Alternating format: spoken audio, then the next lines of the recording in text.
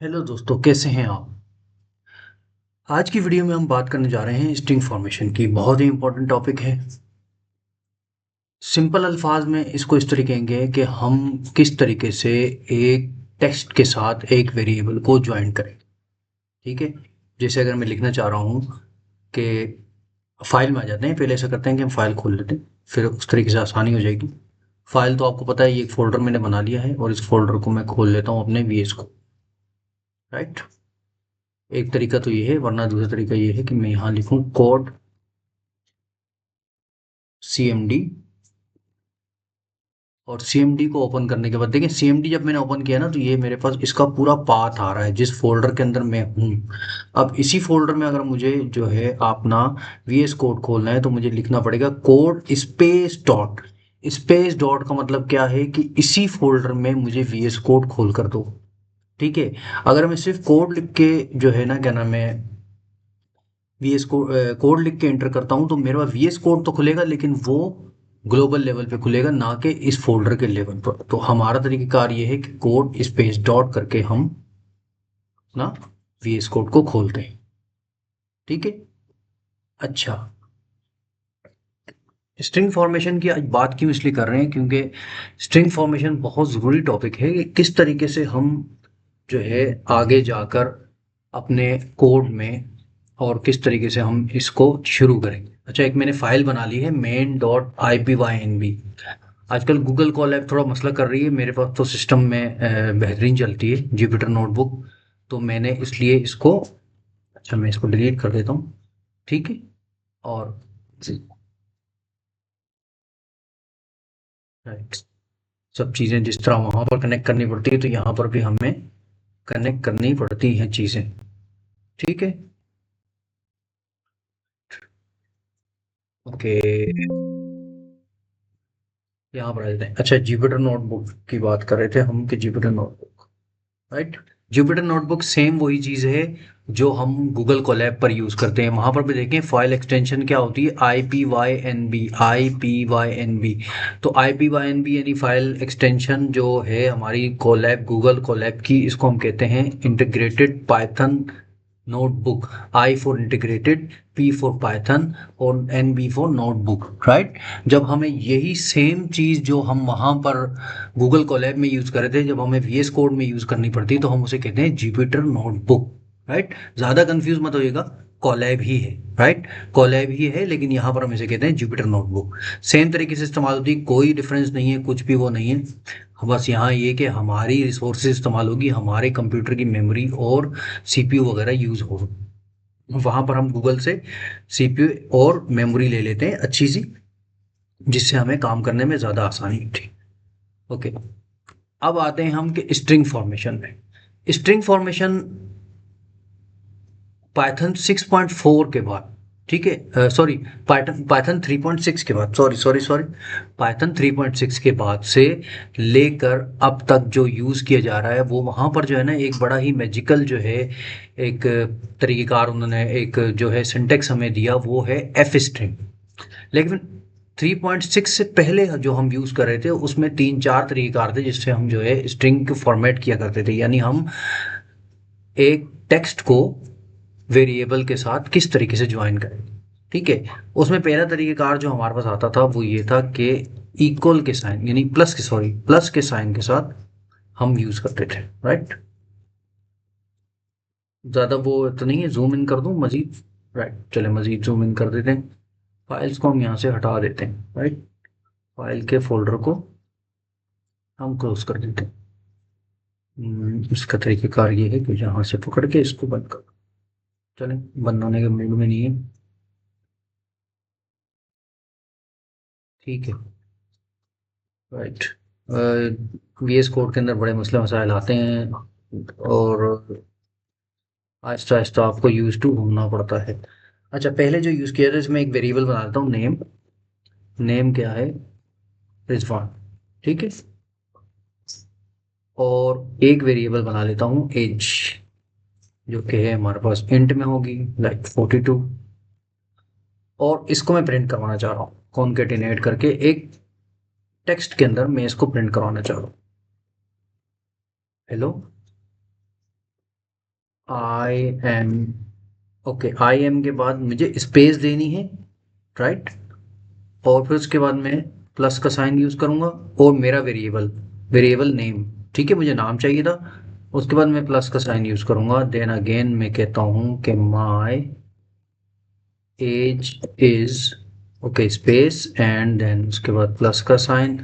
अच्छा, यहाँ पर जो इशू आता था ना सबसे ज़्यादा, वो ये इशू आता था कि हमें हमेशा एज को जो है ना कन्वर्ट करना पड़ता था किसके अंदर, स्ट्रिंग में, ठीक है, एज को मुझे किस में कन्वर्ट करना पड़ता था, स्ट्रिंग के अंदर। स्ट्रिंग में कन्वर्ट करने के लिए सिंपल मुझे एस टी आर के साथ राउंड ब्रेसेस लगाने हैं और एज का वेरिएबल दे देना है, ठीक है। अब हम इसको प्रिंट करके देखते हैं, देखें, hello I am Rizwan, my age is this. अब ये आप देख रहे हैं कि फॉर्मेशन में ज़रा सी आपने कहीं पे स्पेसिंग की या कोई चीज़ की गलती की तो आपकी जो है ना टेक्स्ट जो है ना मेसी हो जाती है, सही है। जैसे यहाँ पर देखें, रिजवान और माई के दरम्यान में किसी किस्म का स्पेस नहीं है। अब रिजवान और माई के दरम्यान में मुझे स्पेस चाहिए, तो पहला तरीकेकार तो ये है कि यहाँ मैं स्पेस दे दूँ माई से पहले, तो यहाँ पर स्पेस आ जाएगी। दूसरा तरीकेकार ये है कि मैं यहाँ पर दोबारा इसको स्पेस नहीं देता, मैं करता हूँ यहाँ पर कि एक स्पेस दे देता हूँ यहाँ पर मैं, यानी मैंने एक स्पेस बनानी है, तो स्पेस यहाँ पर दी मैंने, और देन अगेन प्लस का साइन लगाऊंगा मैं यहाँ पर, और अब जब मैं इसको लिखूंगा तो वो स्पेस मेरी आ जाएगी। अब देखिए कितना कॉम्प्लिकेटेड है, ज़रा सी एक स्पेस की स्पेसिंग का ख्याल करना पड़ रहा है, ज़रा सा मैंने जो है ना क्या नाम है प्लस का साइन आगे पीछे कर दिया या कोई भी चीज़, तो मुझे एरर्स आ सकते हैं, एरर्स भी आ सकते हैं, और मेरी टेक्स्ट जो है वो मेसी हो सकती है। अब इससे पहले यही तरीक़ाकार यूज़ हो रहा था, जो लोग हमसे पुराने जो डेवलपर्स हैं, यानी जिन्होंने 3.6 से पहले की पाइथन यूज़ की है, जैसे हम यूज़ करते थे, तो वो जो है इसी तरीके से लिखा करते थे। पहला तरीक़ेकार तो ये है। अब इसके अंदर दूसरे मेथड पर हम आते हैं, ठीक है। दूसरा मेथड हमारे पास क्या था, कॉमा स्पेसिंग का, यानी हम क्या कहते हैं उसको, कॉमा स्पेसिंग, राइट, कॉमा, इस तरीके से। अब यही मैं वेरिएबल्स ले लेता हूँ अपने, ऊपर से कॉपी पेस्ट कर लेते हैं इसको हम लोग, ठीक है। यूज़ तो हम उसको भी कर सकते हैं, लेकिन अच्छा है कि हम अपने वेरिएबल यहाँ पर लें ताकि हमारी फाइल में आसानी हो कि हम यहाँ यूज़ कर रहे हैं इसको, ठीक है, ओके। दूसरे मेथड पे आ जाते हैं। अब कॉमा स्पेसिंग किस तरीके से काम करती थी, कॉमा स्पेसिंग इस तरीके से काम करती है कि मैं कहता हूँ कि हेलो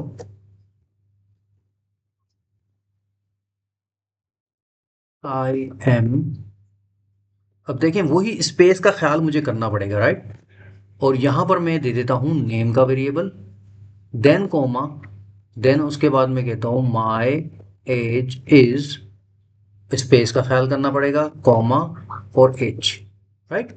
तो इस तरीके से भी मैं प्रिंट करवा सकता हूँ, लेकिन देखिए यहाँ पर मुझे खुद ही स्पेसिस का ख्याल करना पड़ रहा है बहुत ज़्यादा। अगर मैं स्पेस नहीं देता हूँ तो यहाँ पर मेरे पास स्पेस नहीं आएगी, ठीक है। अगर मैंने एक एक्स्ट्रा स्पेस दे दी या दो तीन स्पेसेस दे दी, तो वो स्पेसेस भी उसी स्पेस काउंट के अंदर आ जाएंगी। यहाँ पर देख रहे हैं आप, इस तरीके से अगर मैं इसमें स्पेस दे देता हूँ तो यहाँ पर भी स्पेस, तो बड़ा ही जो है ना बहुत ज़्यादा एक एक चीज़ का ख्याल करना पड़ता, लेकिन ये तरीक़ेकार भी यूज़ होता है, आपको देखने को मिलेगा।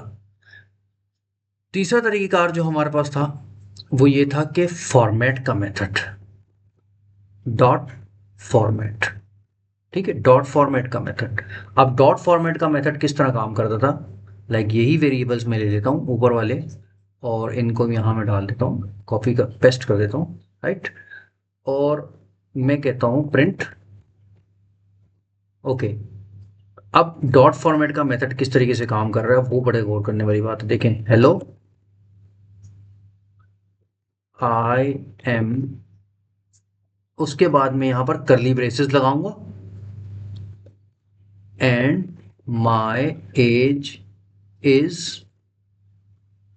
करली ब्रेसेस, देन उसके बाद मेरे पास डॉट फॉर्मेट, और यहां पर मैं दे दूंगा वेरिएबल के नाम name age, right, name and age. अब जैसे ही मैं इसको प्रिंट करवाऊंगा तो आप देखिएगा कि ये नेम और एज जो है ना यहाँ इन करली ब्रेसेस के अंदर आ जाएंगे। क्या आ गया, ये करली ब्रेसेस में यहाँ पर आ गए डॉट फॉर्मेट लगा के। थोड़ा लेंदी है, लेकिन पिछले दो मेथड्स के मुकाबले में ये मेथड ज़्यादा ही पॉपुलर था प्रोग्रामर्स की दुनिया में। ठीक है, अब बात ऐसी आ रही है कि अब मैं इसको रिवर्स भी कर सकता हूँ, रिवर्स इस तरीके से कर सकता हूँ, लेकिन इसी को मैं जो है प्रिंट कर लूँ, सॉरी कॉपी कर लूँ और इसको नीचे ले आते हैं। ठीक है, control C and control P. अब इसमें किस तरीके से रिवर्स करूँ, मैं इसको ऑर्डर रिवर्स कर सकता हूँ। मैं ऑर्डर इस तरीके से रिवर्स कर सकता हूँ कि मैं यहाँ पर 2 दे दूँ और यहाँ पर मैं दे दूँ 1। ठीक है, अब देखिएगा क्या प्रिंट होता है। कुछ गलती कर दी मैंने, सॉरी 0 1, सॉरी सॉरी 0 एंड 1, ये 0 है और ये 1 है। तो ये मैं इसको रिवर्स कर रहा हूँ। देखें, इंडेक्स नंबर का ख्याल करना पड़ेगा। इंडेक्स नंबर हमें बहुत ही ख्याल करना पड़ता है इंडेक्स नंबर के मामले में। ठीक है, अब देखें क्या किया इसने, यहां पर देखें जीरो, इस जीरो इंडेक्स के ऊपर जो है क्या था। अच्छा, इंडेक्स का आपको जो है ना थोड़ी देर बाद मैं जब अगर अगली नेक्स्ट वीडियो के अंदर जब मैं आऊँगा जिसके अंदर हम लोग लिस्ट की बात करेंगे, तो उसमें आपको समझ में आ जाएगा कि इंडेक्स नंबर क्या होता है। ये 0 है और ये 1 है, राइट। तो 0 पर मेरे पास क्या था, यानी अगर पहले वाले में देखें जिसमें मैंने इनको नंबर इंडेक्स नहीं प्रोवाइड किए थे, तो उसने ऑटोमेटिकली 0 पहले करली ब्रेसेस में डाल दिया और 1 को दूसरे करली ब्रेसेस में डाल दिया। लेकिन जैसे ही मैंने इसका ऑर्डर रिवर्स किया, यानी 0 को मैंने दूसरे करली ब्रेसेस में दे दिया और 1 को मैंने फर्स्ट करली ब्रेसेस में दे दिया, तो उसने देखें कि रिवर्स कर दिया मेरे आउटपुट के अंदर 42, I am 42 and age is Rizwan, यानी उसने उसको उल्टा कर दिया। अब ये भी बड़ा मसला होता था, लंबी लेंथी टेक्स्ट जो होती हैं उनके अंदर जाके अगर जहाँ पर हमें जो है वेरिएबल्स लेने होते थे, तो वहां पर हमें बहुत ज़्यादा एहतियात करनी पड़ती थी, एरर्स आते थे और हमारी फॉर्मेट हमेशा खराब हो जाता था। अब नेक्स्ट जो हमारा जो सबसे इम्पोर्टेंट और सबसे अपडेटेड हमारे पास जो आया है और जो 3.6 पाइथन के बाद हमारे पास आया है, वो ये है एफ स्ट्रिंग। मैजिकल है, बहुत इजी है, आसान, इजी टू यूज़ है। आप इसी को यूज़ कीजिएगा नेक्स्ट टाइम, कभी भी पिछले वाले तीनों मेथड्स को देखने की ज़रूरत नहीं है, लेकिन वो भी अपनी जगह पर मौजूद हैं। हमेशा आपको कोडिंग में लोगों के पुराने कोड्स के अंदर लिखे हुए नज़र आएंगे। अब वही मैं ले लेता हूँ वेरिएबल नेम, आप कुछ और नाम रख देते हैं, यहाँ पर नाम रख देते हैं हम अदील, और एज उसकी रख देते हैं हम 22। ठीक है, एज इसको पास कर दी हमने 22। ठीक है, अब हमारे पास प्रिंट स्टेटमेंट में देखिएगा क्या है, प्रिंट एफ सिंपल, और कोई सिंटेक्स नहीं है। देखिए इफ एफ स्ट्रिंग के साथ कॉमाज लगा दिए, इन्वर्टेड कॉमाज मैंने। ठीक है, जो हमारा स्ट्रिंग लिखने का एक मेथड है। उसके बाद मैं कहता हूँ हेलो आई एम, यहाँ पर करली ब्रेसेस दूंगा, वेरिएबल दे दूंगा। ठीक है, and my age is, simple करली ब्रेसेस दूंगा और एज दे, राइट। कितना इजी फॉर्मेट है, बिल्कुल सिंपल और इजी फॉर्मेट है। Hello I am Adeel and my age is 22। अच्छा, इसका एक और तरीकाकार ये भी हो सकता है कि हम ऐसा करते हैं कि प्रिंट के बगैर भी इसको लिख सकते हैं। सही है, हम कहीं पे प्रिंट के बगैर भी इसको लिख सकते हैं एफ इस तरीके से। अब प्रिंट स्टेटमेंट में डायरेक्ट भी पास कर सकते हैं, हम इसको इसको किसी उसमें मैसेज में भी यानी वेरिएबल में भी पास कर सकते हैं। लाइक मैं इसको वेरिएबल में पास करता हूँ greeting is equals to f string, और उसके बाद मैं किसको प्रिंट करवा लूंगा, ग्रीटिंग को प्रिंट करवा लूंगा, राइट। तो इस तरीके से देखना ज़्यादा आसान हो रहा है, राइट। और सेम वही चीज़ प्रिंट होकर आ जाएगी। तो ये एफ स्ट्रिंग लिखने का तरीकाकार है। एफ लिखा है हमने पहले, यानी हमारे इन्वर्टेड कॉमास यानी स्ट्रिंग से पहले हमने एफ लिख दिया, और उसके बाद करली ब्रेसेस में हमने वेरिएबल को पास कर दिया। अब करली ब्रेसेस में वेरिएबल को वही बात है कि अगर मैं यहाँ पर एज लिख दूँ और यहाँ पर नेम लिख दूँ तो ये रिवर्स हो जाएगा।